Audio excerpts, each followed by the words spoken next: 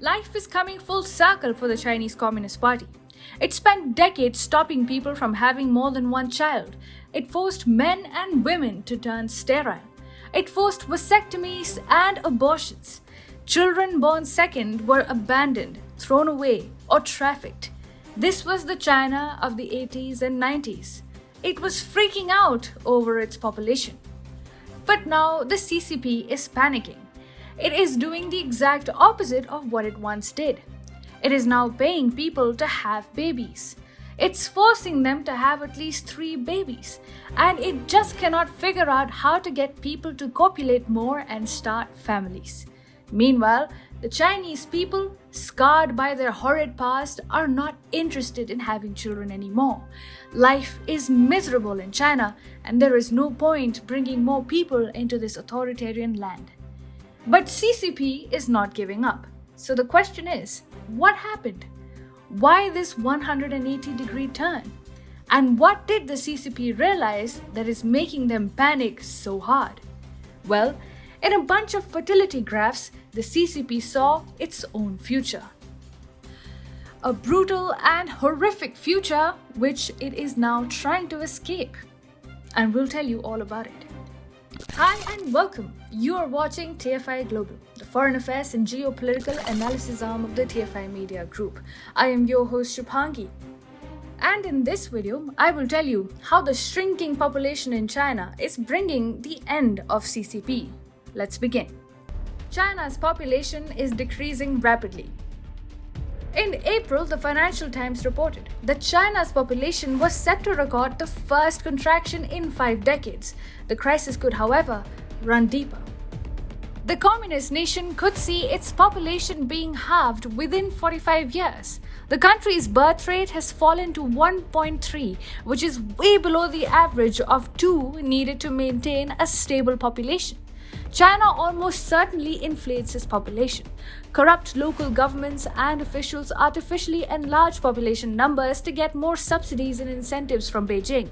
China's official numbers show a population of 1.4 billion. So we are talking about the Chinese population going down to 700 million by 2066. And the CCP fears this. The CCP became strong because of its population. It wasn't made to account for its human rights violations because the West was dependent on cheap Chinese labor and cheap goods manufactured in China. But all this is going to change now. This is what the future of China is going to look like. The biggest consequence of a contracting population is the loss of its cheap labor. With a smaller population, labor won't be cheap or readily available. And it is not just the shrinking population that matters. China is also getting old very quickly. People are not giving birth, and the old people are not dying early due to improvements in medical facilities. So, by 2050, 39% of the Chinese population will be above the retirement age. And when labor is not cheap, the trademark cheap production costs in China will become a thing of the past. We are talking about China losing its position as a global manufacturing and export hub. A number of foreign firms came to China because of cheap labor. They will start exiting when they don't get this advantage in China. And this will cause a sharp contraction in the Chinese economy. It will no longer be one of the faster growing economies of the world. When a regime loses its fundamental source of power, it turns brutal. So CCP is likely to increase human rights abuses in Inner Mongolia, Xinjiang and Tibet as the Chinese population decreases. But we foresee an implosion. Ethnic Mongolians, Tibetan Buddhists and Uyghur Muslims go up in revolt and demand liberation. A weak CCP won't be able to suppress separatism with human rights violations anymore. It's not as rich anymore. See, presently the CCP can kill, loot and torture ethnic minorities because it knows that the West is dependent on China and will not do much about it. But once the CCP is no longer a major economic powerhouse, Tibetans, Uyghurs and Mongolians will find support from others. We are talking about a Chinese collapse much like the USSR's disintegration in 1991.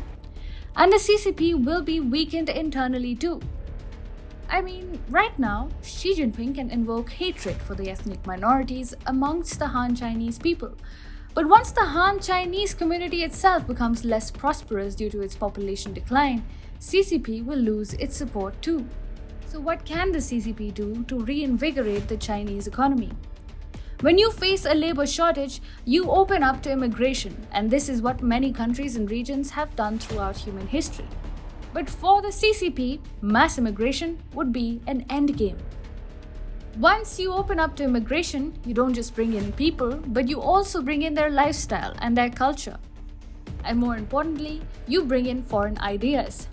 So if China looks at immigration from, say, Vietnam, Indonesia, Malaysia, or Mongolia, we are talking about people bringing in ideas like democracy, liberties, and freedom. The Chinese society will have to liberalize to enable immigration for addressing local labor shortages. And once the Chinese society liberalizes, it will be an endgame for the CCP.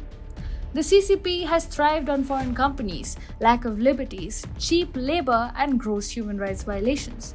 But with a rapidly shrinking and aging population, the CCP is set to lose all these advantages. The shrinking Chinese population is the beginning of the end for the CCP, and this is why Xi Jinping wants couples in the country to think of China and have more children, a plan very unlikely to succeed.